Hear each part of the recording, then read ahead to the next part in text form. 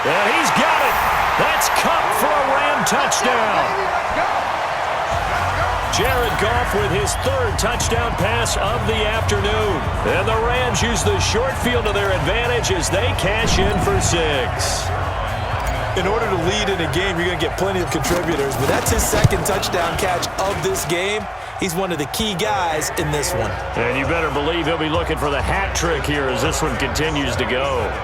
Zuerlein good with a PAT, and that will extend this big lead.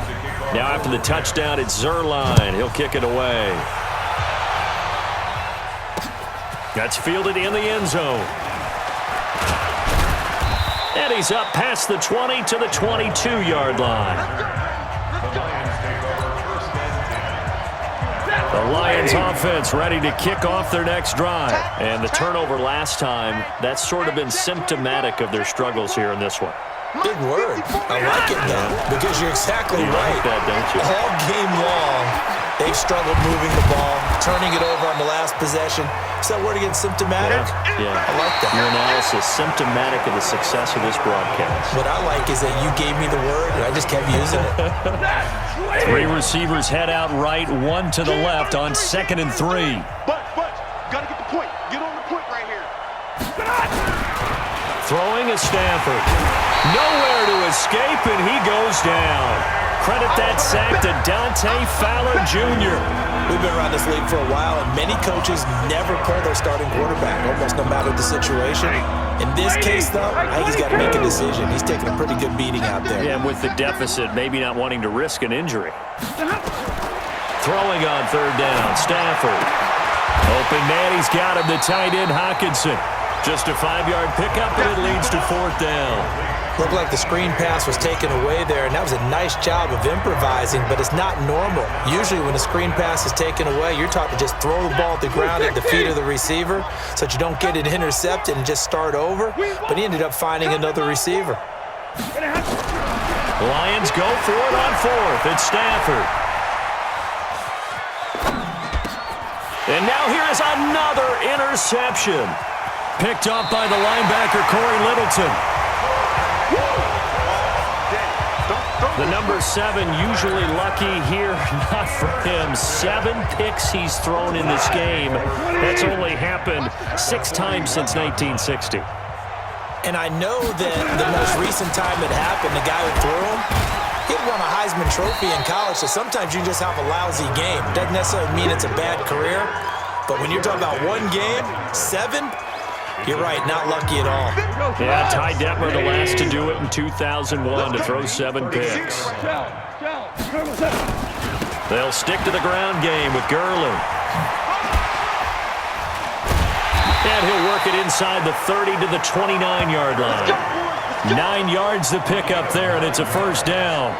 I know we're in the era of wide-open football, a lot of spread formations, more space, but there's still a spot for power football. We just saw some of it right there. How about that run? Yeah, breaking the tackle, and, you know, late in this game, he wants the football in his hands. He's had a good day. And he'll be out of bounds as he gets this down about the 21 or 22. It's a 7-yard carry to set them up with a 2nd and 3. Now Goff will hand this one to Gurley. And a nice spin into some open field. And they are able to stop him, but he does take it all the way to the 2. That burst good for 20 and a 1st down. They'll try and push it in with Gurley. And he is into the end zone. Touchdown, Los Angeles. Taking it in from 2 yards out as his guys continue to pour it on. And, partner, are you kidding me? With this game that he's having, we are in uncharted waters like we've never seen before. Just think, if he keeps every football from all the touchdowns scored today, does he need to build a new trophy room at home? Yeah. A couple trophy rooms. Maybe a whole home for a trophy room. What a phenomenal performance, and I'll guarantee you he's going to reward the rest of the offensive unit after this as well for helping him get to this number. He better. This is just unreal. Here's the Detroit offense now as they head back out onto the field. They are looking to make a bit of a 180. They are sputtering right now. And frankly, I think it's time to call your playmakers together and say, all right, guys, we're going to lean on you through this patch. We need you to get us back on track and get us going in the right direction. So you're calling plays geared to them. Not necessarily what you look at your plays, oh, this hurts the defense. I want the ball in the hands of X, Y, and Z and see if we can move forward. So don't get too cute. And a big loss here as he's taken down. Roby-Coleman, a sack off the corner. Now then, after the sack, it'll be interesting to see what they have planned for 2nd and 23. To throw is Stanford. Pressure gets to him, and down he goes. Back at the 4-yard line. The Rams going to go ahead and use the first of their timeouts. It's just their first. They'll be down to 2 remaining as we step aside here in the 4th quarter. From his own goal line, Stafford. And they're going to sack him yet again. The pass rush has been relentless. This time, it yields a safety. Things are just going from bad to worse now. It's a safety that does him in here, and that is one frustrated offensive unit. They can't get out from under their own shadow right now. I mean, I know this is the NFL, but could you imagine a college crowd right now? Imagine what they'd be doing. They'd be chanting, "Start the bus," because they think this one is over. Kicking team. So that one will be accepted. All day, baby, all day. Automatic first down. So good field position for the Rams as they come up 1st and 10 at their own 37. 3 down. Odd. They'll try a handoff right with Gurley. He's got the first down and more past midfield. 30, 10, and he will get into the end zone. It's another touchdown. This thing is ugly. And, my friend, I think it's safe to say that this game is pretty much deceased at this point. It's taken a knee, so to speak. It is definitely this victory formation. Take the snap, take the knee, call it a night, call it a game, call it whatever. I agree with you totally. I don't think there's much left to get except for those who want to run up the score. I knew this was over about a minute ago when you took your stat sheet and just flipped it over your shoulder in the trash can. Yeah, that's similar to the guys cutting tape off right before the game's over. We know this thing's done. And Detroit getting set to go now. They're sort of seeing themselves spiral out of control. Let's see if they can get things back on track. And this is where the coach is walking that line of being calm and really being firm with his team. I had one tell me once, when we were having a tough patch, this too shall pass, this too shall pass. And then finally we kept having a rough patch. He said, but you've got to do something to make it pass. And that's what they have to do. They've got to get some control back, get themselves reasserted, and calm things down. See if they can get calm and reassert themselves here. A throw left side to start out. That's complete. He'll be dropped after a gain of about 6 across the 30 to the 31. They'll come up now 2nd and 4 from the 31. Just 2 minutes remaining here in the 4th quarter of what has been a one-sided affair. So the Lions in possession of the football as we welcome you back. And let's see what they've come up with offensively after having time to talk it over. Looking to throw again on 2nd down. Stafford, and they take possession 2 yards away from midfield at the 48-yard line. And give him now 4 interceptions in this game. That's only the 3rd time this has been done since the year 2000. I think that tells you how much better teams have gotten at throwing the football. Because if you go all the way back to 1960, 12 times before that, there have been guys who've gotten 4 interceptions or more in a game. I mean, most recently, since 2000, Delta O'Neal and D'Angelo Hall. On 1st down, it's Gurley. Breaks through the contact. 16 yards is the pickup there, and a 1st down for L.A. Brendan, every great running backs coach I've talked with has always talked about when you have great vision, you're not consciously thinking about your cuts and your moves. You're just doing them. And I think that's what we're seeing tonight. He's about to run them into submission, hasn't he? You took the words right out of my mouth. I was just going to use that phrase. He has run them into submission. Wave the white flag. Just what you want on a 1st down run. Call it 8 yards, and it's 2nd and 2.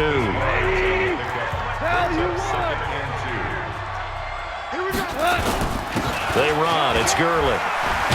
And down inside the 15 he goes. It's a Rams first down on a pickup of 10. Well, partner, I know this type of running back. I mean, this size, this intensity usually gets better as the game goes on. I just tell you from experience, the first few quarters, oh, you're eager. You come running up there, I'm going to tackle this guy. By the fourth quarter, you're coming up and thinking about it. And D-line wearing down fourth quarter. Yeah, that's not a guy they want to see consistently. Back-to-back nice plays, 12 yards that time and a first down. Well, they probably don't need to run a play here, but you wonder if they're going to be able to resist on first and goal. 218, chop it.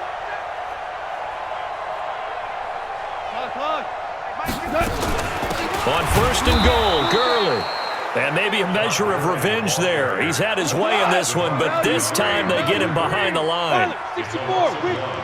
Brings up second and goal at the 3-yard line. Here's Gurley now out of the gun. And they are going to score again. Yet another touchdown as they just add to their totals. I tell you, Charles, you play to the final whistle, I get that, but there are a few folks that might not be too happy with that score late in the game with it already well in hand. You seem a little squeamish about that last score. I struggle with it. I struggle. But on the other, the argument, I get it, on the other side is, hey, do something about it. Stop them. I guarantee you, I know who was really excited. Fantasy owners who had them. Hey, listen, getting the points for me. They're not worried about hurt feelings or anything like that. That's just new age stuff.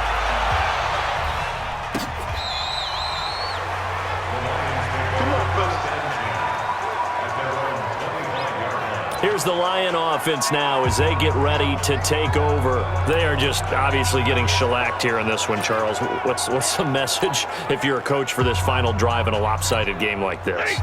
For a lot of coaches, be honest. Don't forget today. Don't forget what has happened out here. Yeah, use that as ammo going forward. Exactly. Take a great look at that scoreboard. Realize how poorly everything went for us today. Coaching, playing, the whole deal.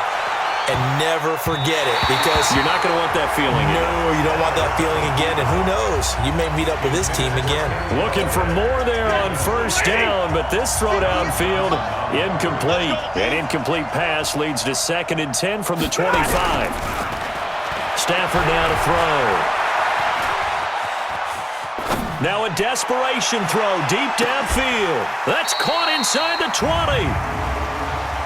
Illegal touching. Offense. So this will be accepted as it moves the offense backwards. The Rams go nickel here defensively on third. Tight left. 4 down, check. 4 down. Slam. Middle. Check three.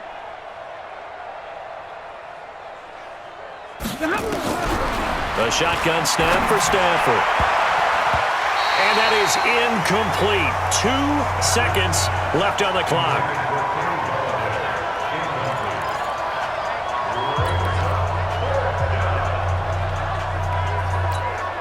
Stafford will stay out there. He'll lead his guys up to go for it on 4th down. One last throw here for Stafford. Flush to his right. And that will be incomplete as time has run out on this football game. Well, Charles, it's one thing to win. It's another thing to win and put up the amount of points that they did. Boy, were they clicking on offense. They can't help but feel great about themselves, can they? I mean, what a game to put up that number of points, continually feel like they're moving the ball and things are working and clicking. They think that they can bottle this and carry it with them. And as an offensive coordinator, you just don't think you can do anything wrong. Whatever you call, run, pass, it's all going to work. That's called being in the zone.